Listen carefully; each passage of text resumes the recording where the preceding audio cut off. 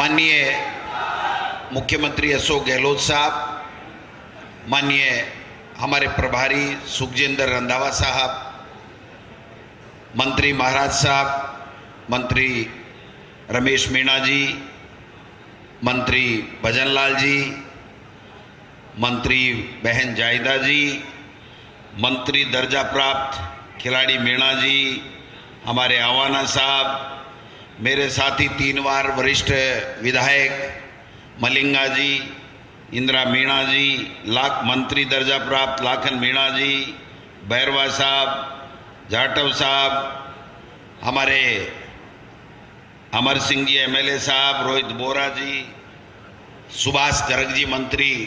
ये मंत्री तो सारे भरतपुर में इकट्ठे कर लिया आपने।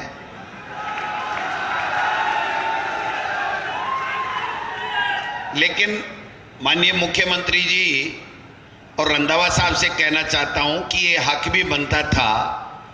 इन्होंने एक को छोड़ के सारी सीटें हमको दी थी और जिसके कारण से यहां पर सरकार बनी राजस्थान में, इसलिए हमें कोई तकलीफ नहीं है भाई। जो बने हैं अच्छे बने हैं। एक बीजेपी की जीती थी, उसने भी बीजेपी की नीतियों के विरुद्ध उन्होंने कहा बीजेपी की नीतियां ठीक नहीं हैं, जन विरोधी नीतियां हैं, इसलिए उन्होंने राज्यसभा में कांग्रेस को वोट दिया, कांग्रेस की नीतियों का समर्थन किया, इसलिए वो भी बीजेपी से उन्होंने छोड़ दिया। वो अब हम सब पूरे संभाग में एक भी भारतीय जनता पार्टी का यहां पर कोई विधायक नहीं है, भाजपा मुक्त संभाग है। रंधावा साहब, भाजपा मुक्त ये जो संभाग है, इसलिए मैं आप सब कार्यकर्ताओं का सम्मान करता हूं, आपको सैल्यूट करता हूं। आज हम एक मिशन लेकर के आपके बीच में आए हैं। वो मिशन है कि देश में जिस प्रकार का तानाशाही चल रही है, देश में किस प्रकार से लोकतंत्र की धज्जियां उड़ाई जा रही हैं, लोकतंत्र को कमजोर किया जा रहा है। हमारे नेता राहुल गांधी जी के साथ में जिस प्रकार का इन्होंने गैर कानूनी और अलोकतांत्रिक जो निर्णय ला करके और एक 24 घंटे में फैसला आने के 24 घंटे में 186 पेज का फैसला था, गुजराती में था। ओम बिरला जी को गुजराती आती नहीं, 186 पेज का फैसला ट्रांसलेट कराने में भी, इंग्लिश और हिंदी में कराने में भी 4-5 दिन लग जाते हैं। उन्होंने हमारे नेता को डिस्क्वालीफाइड किया, ये दबाव में किया है, गैर कानूनी किया है, अलोकतांत्रिक किया है और कांग्रेस को कुचलने का जो उनका षड्यंत्र है उसके तहत किया है। ये बात आप और हम सब बैठ करके करना चाहते थे, इसलिए आप सब लोगों को यहाँ, मुझे पता है कि यहाँ पर फसल का समय है, लेकिन आप सबको बुलाना जरूरी था, क्योंकि जब इस प्रकार का तानाशाही और हिटलरशाही रवैया हमारी मोदी सरकार कांग्रेस के नेताओं और हमारे सर्वोच्च नेता के साथ में कर रही है, तो अब हमारा फर्ज बन जाता है कि हम उठ खड़े हों और पूरे जोर तरीके से भारतीय जनता पार्टी की और आरएसएस की गलत नीतियों का विरोध करें। और हम लोग, हमारे कांग्रेस की जो अच्छी सरकार अच्छा काम कर रही है, जो गुड गवर्नेंस दे रही है, जो फ्लैगशिप योजनाएं हमारी हैं, चाहे वो बच्चों को पढ़ने से लेकर के स्कूली शिक्षा में, आप देखिए इंग्लिश मीडियम की स्कूलें खोलने का काम किया है, फ्री में हम जो ड्रेस बांटने का काम कर रहे हैं, आरटी में कक्षा 1 से 8 था, उसको 112 में आरटी लागू करने का जो फैसला कर दिया, 300 कॉलेज खोलने का काम कर दिया है। और मैं समझता हूं कि जो एक से बढ़कर के एक फैसले, किसानों के 2000 यूनिट तक का बिजली माफ, 100 यूनिट तक की आप घरेलू बिजली जो बिल है उसको माफ करने का काम किया है, और एक से एक बढ़कर के ऐसे फैसले किए हैं जो सरकार कर सकती थी, उससे भी कहीं। आप देखिए जिले, 19 जिले, कोई सोचा था किसी ने 19 जिले? अभी महाराज साहब कह रहे थे कि आप जिलाध्यक्ष बनाओ, अगर मैं पहले जिलाध्यक्ष बना देता तो डीग का जिलाध्यक्ष नहीं बनता, अब डीग जिले का साथ में जिलाध्यक्ष भी बनेगा। इसलिए महाराज साहब, हम तो आपका ध्यान रखते हैं, आप हमारे महाराजा हो और आप हमारी नाक हो, तो हमको ध्यान रखना पड़ता है कि महाराजा साहब क्या चाहते हैं। आपके मन में था कि भरतपुर का जिलाध्यक्ष बने, लेकिन मेरा डीग का जिलाध्यक्ष अलग बने जिले का, इसलिए ये डिले किया गया है। इसलिए अब भरतपुर का जिलाध्यक्ष भी जल्दी बनेगा, रंधावा साहब बैठे हैं, और डीग का भी अलग से जल्दी हम जिलाध्यक्ष बनाएंगे। मैं तो यही कहना चाहता हूं, देखिए जब काम अच्छे हैं लेकिन उसके बावजूद भी भारतीय जनता पार्टी के लोग क्रेश करने की कोशिश कर रहे हैं। आज दिल्ली में जो तानाशाही और तांडव जो चला रखा है इन्होंने, उसका जवाब हम तब सब नेताओं और कार्यकर्ताओं को देना पड़ेगा।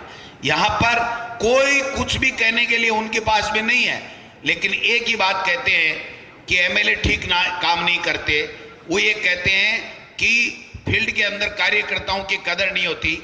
आप बताइए, ये दुष्प्रचार है भारतीय जनता पार्टी का।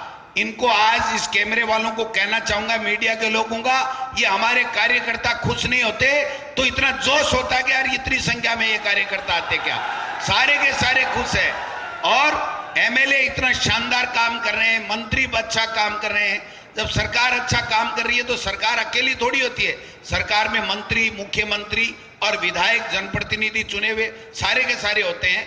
तो ये जो दुष्प्रचार कर रहे हैं इनका जवाब हमको देना पड़ेगा।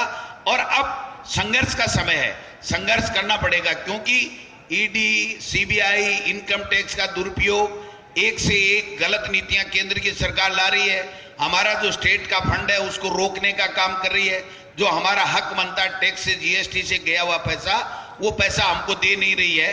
आप देखिए ईआरसीपी, देश के प्रधानमंत्री ने 2 बार आकर के यहां कह दिया कि इन 12 जिलों के लिए, 13 जिलों के लिए ईआरसीपी की घोषणा हम लोग जल्दी इंप्लीमेंट करेंगे। आज 4 साल हो गए केंद्र में मोदी सरकार को बने हुए, आज तक ईआरसीपी की घोषणा नहीं की है। उल्टे जब हमारे मुख्यमंत्री जी ने जब 13,000 करोड़ रुपए का ऐलान करके बजट में और स्वीकृतियां जारी कर रहे हैं, केंद्र की सरकार, गजेंद्र सिंह जी और मोदी जी उसको रोकने का काम कर रहे हैं कि भरतपुर संभाग के लोगों को सिंचाई का और पीने का पानी नहीं मिल रहा है। ये पाप करने का काम कोई कर रहा है तो वो केंद्र की मोदी सरकार और भाजपा की सरकार कर रही है। इसलिए हमको जाना पड़ेगा, लोगों में बात करनी पड़ेगी, इस भ्रांति को दूर करना पड़ेगा कि साहब कार्यकर्ताओं के काम नहीं होते। कार्यकर्ता का सम्मान के साथ में काम होता है। हो सकता है कहीं कोई बात नहीं हुई हो, कोई बात नहीं सुनी गई हो, तो 101% तो कोई नहीं कह सकता, लेकिन जिस प्रकार से इस 4.25 साल में सब लोगों ने मिलकर के कार्यकर्ताओं का मान सम्मान रखा है, संगठन को तमाम सत्ता में बैठे के लोगों के द्वारा कोऑपरेट किया गया है, और सत्ता और संगठन, पहली बार सत्ता और संगठन समन्वय के साथ में आपके दुख दर्द में शामिल होते हैं, सरकार की योजनाओं का प्रचार प्रसार करते हैं और ज्यादा से ज्यादा लाभ लोगों को कैसे मिले ये सुनिश्चित करते हैं। इसलिए भाइयों, ये समझने की बात है कि किस प्रकार से राहुल गांधी जी के खिलाफ षड्यंत्र रचा गया। मामला क्या था? राहुल गांधी जी ने लोकसभा में यह पूछा था कि ये 20,000 करोड़ रुपया जो अडानी जी की सेल कंपनियों में है, ये मोदी जी अडानी जी का नहीं है, किसका है? आप बताइए, क्योंकि आपकी तरफ अंगुली उठ रही है तो आप इसको स्पष्ट कीजिए। उसके एवज में आनन फानन में उस हाईकोर्ट में रुके हुए केस को वापिस चालू किया गया। 1 महीने तक राहुल गांधी को लोकसभा में बोलने नहीं दिया गया। गलत मुद्दा उठाया गया कि राहुल गांधी जी ने लंदन में पता नहीं क्या बोल दिया। राहुल गांधी जी ने एक भी गलत शब्द देश के या देश के लोगों के लिए लंदन में नहीं बोला। आज जो हम यहां बोल रहे हैं, क्या लंदन में नहीं सुन सकते? क्या दुबई में नहीं सुन सकते? ग्लोबलाइजेशन का जमाना है, नेट का, इंटरनेट का जमाना है, सब सुन रहे हैं। तो अगर ऐसा कोई गलत होता तो वो बताते, लेकिन उनको तो केवल दुष्प्रचार करके लोकसभा को जानबूझ करके सत्ता पक्ष के द्वारा बाधित किया गया। और उसके बाद में जब तक लोकसभा को बाधित रखा, जब तक हमारे नेता राहुल गांधी जी को अयोग्य करार दे करके और लोकसभा से नहीं बाहर कर दिया गया, तब तक ये इन्होंने हमको रोके रखा। आप समझ सकते हो कितना तो हमारी सरकार ने करने का काम किया है।